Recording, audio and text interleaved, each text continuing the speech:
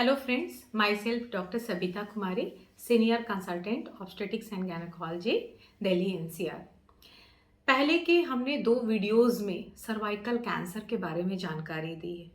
उसमें cervical cancer क्या है, सर्वाइकल कैंसर के क्या रिस्क फैक्टर्स हैं, क्या लक्षण हैं, जब आपको इमीडिएटली महिला रोग विशेषज्ञ से मिलने की ज़रूरत है, और हमने सर्वाइकल कैंसर स्क्रीनिंग टेस्ट के बारे में भी बताया। जैसा कि पहले की वीडियो में हमने बताया कि सर्वाइकल कैंसर से प्रोटेक्शन और प्रिवेंशन के 2 टूल्स आर देयर। पहला है सर्वाइकल कैंसर स्क्रीनिंग प्रोग्राम, उसके बारे में हमने दूसरे वीडियो में पूरी जानकारी दी है। और दूसरा जो टूल है फॉर द प्रिवेंशन वो है सर्वाइकल कैंसर के अगेंस्ट में वैक्सीन है। ये डिपेंड करता है वैक्सीन का डेवलपमेंट। वैक्सीन होता क्या है, ये जो वैक्सीन है ये क्या है वैक्सीन, इसमें वायरस का कौन सा कंपोनेंट यूज़ होता है, ये हमने बताया था पहले के वीडियो में कि सर्वाइकल कैंसर का कॉजेटिव वायरस जो होता है वो ह्यूमन पैपिलोमा वायरस है। ह्यूमन पैपिलोमा वायरस के कई स्ट्रेन्स होते हैं, यानी स्ट्रेन्स मतलब मोटा मोटे आप जानिए कि उसके बहुत प्रकार होते हैं। उस प्रकार में कुछ प्रकार जो होते हैं वो बहुत हाई रिस्क होते हैं, हाई रिस्क वायरस होते हैं जो कि कैंसर कराते हैं। कुछ वायरस होते हैं जो लो रिस्क होते हैं, उससे सिर्फ लोकल एरिया में, जेनाइटल एरिया में, गुदाद्वार के पास जहाँ से मल निकलता है उसके पास, या फिर जहाँ से पीरियड्स आता है वेजाइनल ऑरिफिस के आसपास, वॉर्ड मतलब कि थोड़ा एक्जोफिटिक बाहर की तरफ वो एक्सक्रीसेंस पौधा की तरह, छोटे छोटे पौधे की तरह वो दिखेगा, ब्रांच्ड फॉर्म में दिखेगा। वॉर्ड्स होता है वाइटिश क्रीमिश कलर का, छोटे छोटे ब्रांचिंग जैसे दिखेंगे, बिल्कुल छोटे छोटे वो होते हैं। कई बार बड़ा भी होता है, यूजुअली सेंटीमीटर से नीचे होता है, कम होता है साइज। तो उस तरह के मल्टीपल वॉर्ड्स हो सकते हैं जिसको एनोजेनाइटल वॉर्ड्स कहते हैं। इस तरह का भी अगर कुछ वॉर्ड्स दिखता है तो भी आपको इमिडिएटली डॉक्टर से कंसल्ट करने की ज़रूरत है, क्योंकि ये हो सकता है एचपीवी वायरस का इन्फेक्शन, और एक वायरस का इन्फेक्शन हो गया तो हो सकता है कि हाई रिस्क वायरस का भी इन्फेक्शन हो और आप सर्वाइकल कैंसर के लिए प्रोन हो सकती हैं। इसलिए इमिडिएटली आपको डॉक्टर से मिलने की ज़रूरत है। अब आते हैं सर्वाइकल कैंसर के वैक्सीन पे।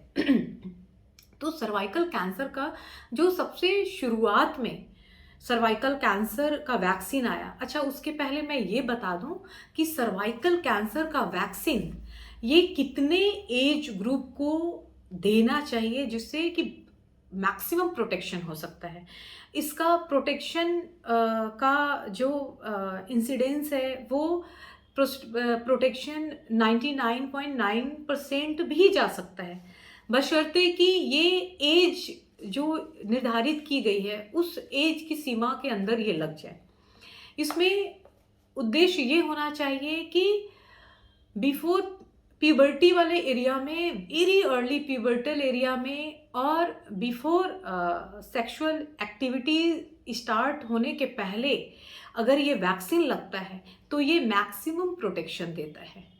ऐसा नहीं है कि जो सेक्सुअली एक्टिव हैं वो अगर हमारे पास आती हैं कि doctor I want vaccine against cervical cancer, तो उनको हम लोग मना भी नहीं करते हैं, लेकिन उनको ये बता देते हैं कि क्योंकि सर्वाइकल कैंसर का जो कॉजेटिव एजेंट है ह्यूमन पैपिलोमा वायरस, वो फिजिकल रिलेशन बनाने के बाद ये उसमें इन्फेक्शन आता ही है, लेकिन हर महिला को इन्फेक्शन इससे नहीं, वो इन्फेक्शन से सर्वाइकल कैंसर नहीं होता है, क्योंकि लो रिस्क भी स्ट्रेन हो सकता है और उनका इम्यूनिटी इतना स्ट्रांग है कि ये वायरस वॉश आउट हो जाता है, ठीक है, बॉडी से, तो फिर उनको सर्वाइकल कैंसर का रिस्क नहीं रह जाता है।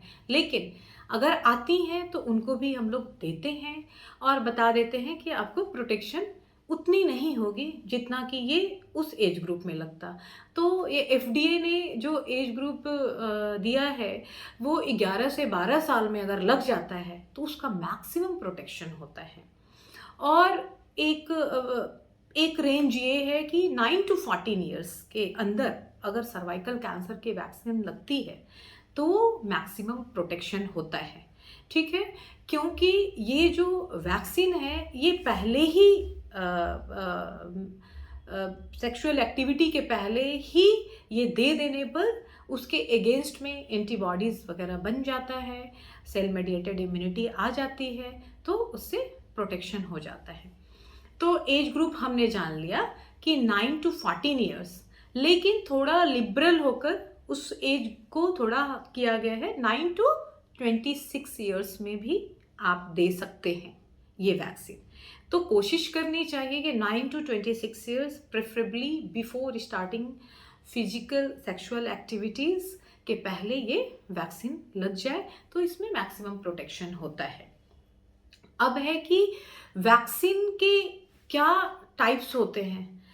एक वैक्सीन सबसे पहले जो आया था वो सर्वरिक्स है। सर्वरिक्स में क्या होता है, 2 स्ट्रेन जो हाई रिस्क HPV वायरस हैं जिससे कैंसर होता है, वो वैरायटी है 16-18, ठीक है। 16-18 वायरस का एक प्रोटीन होता है, उसका कवरिंग प्रोटीन जिसको कैप्सिड प्रोटीन कहते हैं, L1, उसको लेकर उसको इनएक्टिव किया जाता है वायरस को, और वो प्रोटीन जो कि ऑन्कोजेनिक नहीं है, उसमें कुछ प्रोटीन्स जो ऑन्कोजेनिक हैं, वो नॉन ऑन्कोजेनिक वाला प्रोटीन है L1 प्रोटीन, उसको इनएक्टिव करने के बाद उस प्रोटीन को एज अ वैक्सीन यूज किया जाता है। तो सर्वरिक्स में 2 वैरायटी के अगेंस्ट में प्रोटेक्शन होता है, जो कि मैक्सिमम सर्वाइकल कैंसर के लिए रिस्पॉन्सिबल जो हैं, 70 to 80% के सर्वाइकल कैंसर के लिए जो रिस्पॉन्सिबल हैं वो ये वैरायटी है 16-18। तो उसके अगेंस्ट में ये प्रोटेक्शन देता है सर्वरिक्स। अब ये सर्वरिक्स है तो ये 2 डोज में लगता है। अगर एज है महिला लेडी यंग गर्ल का एज 9 to 14 ईयर्स के अंदर है, 9 to 14 ईयर्स में ये 2 डोज में लगता है। जिस दिन पहला डोज लगता है उसको 0 डे कहते हैं, 0, और उसके बाद 6 महीने के बाद, यानी 0 and 6 month 2 डोज लगते हैं, ठीक है। ये आपके गायनेकोलॉजिस्ट देते हैं, पीडियाट्रिशियन भी ये वैक्सीन प्रोटोकॉल में आ गया है तो देते हैं इसको, ठीक है। और अगर 14 ईयर से 26 ईयर्स के एज में है, जो कि हमने 9 to 26 बताया था एज ग्रुप, तो अब आता है 15 to 26 वाला ग्रुप। उसमें अगर देना है सर्वरिक्स तो ये 3 डोज में जाता है। ये 3 डोज में पहला डोज 0, फिर 1 महीने के बाद 1, फिर 6, यानी 0, 1, 6, ठीक है। ये 0 पहला डोज, पहले डोज के 1 महीने के बाद दूसरा, उसके 6 महीने, पहले डोज के 6 महीने के बाद, दूसरे डोज नहीं, माइंड करिएगा, पहले डोज के 6 महीने के बाद तीसरा इंजेक्शन लगता है। यानी 9 से 14 साल, 2 कैटेगरी हमने कर दिया। 9 से 14 साल में सर्वरिक्स 2 डोज में लगेगा, 0 और 6 मंथ। और ये अगर 15 से 26 साल का एज है तो ये 3 डोज में लगेगा, 0, 1, 6 मंथ, ठीक है। ये सर्वरिक्स हो गया। अब गार्डासिल, ये जो है चूंकि 2 स्ट्रेन के अगेंस्ट में सर्वरिक्स है तो उसको बाईवैलेंट सर्वाइकल कैंसर वैक्सीन भी कहते हैं। दूसरा वैक्सीन है गार्डासिल। गार्डासिल जो है ये क्वाड्रीवैलेंट होता है, यानी ये 16-18 के अलावा 6 और 11 स्ट्रेन के HPV वैक्सीन के अगेंस्ट में 6 और 11 जो हैं ये लो रिस्क वाले HPV है, जो कि वॉट कराते हैं। अभी जो थोड़ी देर पहले हमने वॉट्स के बारे में, एनोजेनाइटल वॉट्स के बारे में बोला था, तो ये उसके अगेंस्ट में भी प्रोटेक्शन देता है। इसका वैसे ही है। गार्डासिल का क्या है कि ये जो हम देते हैं ये अगेन उसी तरह से देते हैं 0 एज ग्रुप में जैसे है, लेकिन गार्डासिल अगर है तो आप 0 पे देंगे जो पहला डोज है, उसके 2 महीने के बाद दूसरा डोज, और पहले डोज के 6 महीने के बाद, यानी 0 to 6, ठीक है, 0 month, 2 month एंड 6 month, ये गार्डासिल के लिए है। तीसरा वैक्सीन क्या होता है जो कि इंडिया में अभी this vaccine is not available, ये है गार्डासिल 9। इसमें क्या है, गार्डासिल 9 जैसा कि नाम से लग रहा है ये नैनो वैलेंट है, यानी इसमें 9 तरह के 9 वैरायटी के, माइंड करिएगा, ह्यूमन पैपिलोमा वायरस का 9 वैरायटी कवर होता है और ये बहुत ज़्यादा प्रोटेक्टिव होता है, लेकिन अभी इंडिया में अवेलेबल नहीं है। इसको यूएस वगैरह में ये गार्डासिल 9 अभी चल रहा है, क्योंकि इसमें 16, 18, 6, 11 के अलावा 4 ये हो गए क्वाड्रीवैलेंट गार्डासिल वाले, उसके अलावा 5 और जो हाई रिस्क वैरायटी हैं जिनसे सर्वाइकल कैंसर होता है, high risk variety of human papilloma virus है, वो उसकी वैरायटी शामिल की गई है। वो वैरायटी है 31, 33, 45, 52 एंड 58 स्ट्रेन। ठीक है, यानी कि ये 9 टाइप के ह्यूमन पैपिलोमा वायरस को, वाइड रेंज के ह्यूमन पैपिलोमा वायरस के अगेंस्ट में बनाया गया वैक्सीन है। और ये बहुत अनलाइकली है कि 9 वैरायटी का इन्फेक्शन एक महिला को हो, इसलिए ये बहुत प्रोटेक्टिव है, बट ये हमारे यहाँ अवेलेबल नहीं है। और इसका ये जो है, ये भी उसको भी उसी तरीके से दिया जाता है जैसे गार्डासिल का डोजिंग शेड्यूल है, जो एज ग्रुप वाइज जो डिवाइडेड है। ठीक है, और इस तरह से हमने आज के वीडियो में हमने जाना कि गार्डासिल और वैक्सीन क्या, इसका टाइप्स है, डिफरेंट टाइप्स ऑफ वैक्सीन।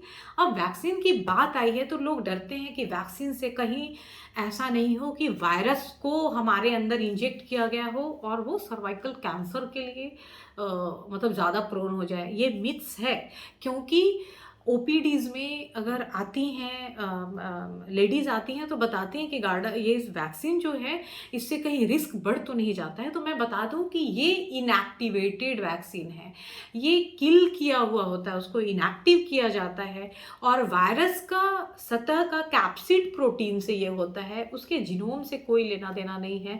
ऐसे ऑन्कोजेनिक प्रोटीन्स हैं ही नहीं उसमें, उसका वो पार्ट लिया जाता है L1 प्रोटीन, जो कि बिल्कुल नॉन ऑन्कोजेनिक है, यानी कैंसर का कोई ज़ीरो रिस्क है उससे।